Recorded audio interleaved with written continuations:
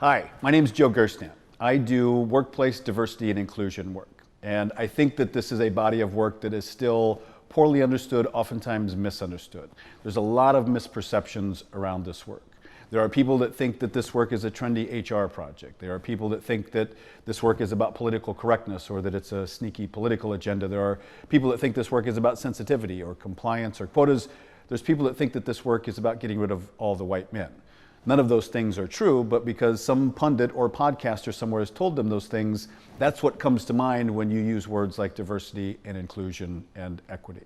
My work is really about changing the organizational paradigm about diversity and inclusion, literally changing the way that we think and feel about this work.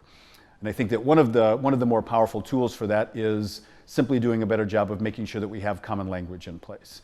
Having clear and concise definitions so that we're all talking about the same thing, that helps get rid of some of these misperceptions and some of this confusion.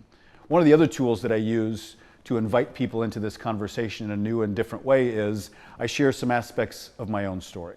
I do diversity and inclusion work today. I've done it in one form or another for close to 20 years now, and I believe deeply in this work. It's also true that 30 years ago, I probably would have rolled my eyes at what I do for a living today. I've kind of been on both sides of this work and everywhere in the middle. And I use that story in the hopes that it will invite people to think about their own journey and maybe provide an open door for them. I'm originally a farm kid. I grew up on a small family farm in northwest Iowa. I grew up exposed to very little diversity. I grew up exposed to not a lot of positive messages about diversity. When I was 18 years of age, I had a lot of biases about people that I had never met yet. I had just absorbed that stuff for the first chunk of my life. After I graduated high school, I spent 4 years in the Marine Corps. Probably started to learn some of my first diversity lessons there. It was for sure the most racially and ethnically diverse experience that I had. After I got out of the Marine Corps, I returned to the Midwest. I attended school at Iowa State University. I have a Bachelor's of Science degree in agricultural business, which I am clearly putting to good use with my chosen profession. I learned some more lessons while I was in college, especially around gender and sexual orientation. So it's been a journey for me.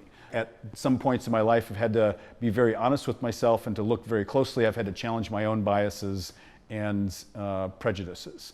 And I've done that consistently over time. A little bit later on, I went to work in the nonprofit space, and that was where I first started to really become actively interested in this work and kind of feel called toward it. So I just unpack parts of my personal story in the hopes that it invites people to make sure they're on their own journey, and in the hopes that it invites them to reflect on their own experience, a little bit about where they came from, what kinds of things they learned along the way, and where they're at today. I think doing that makes it a little bit easier for each of us to think about, so what's next? What's the next steps on the journey for me? So I want to be very clear that when I come to do this work, I don't come to condemn, I don't come to fix people, I don't come to blame people or point fingers. I come in a spirit of invitation. I think everybody has a contribution to make to this work, every single person. So I think the more open doors there are, the more points of entry, the better it is for all of us. If there's any other questions that Donna or I can answer for you, you know where to find us. Thanks for your consideration.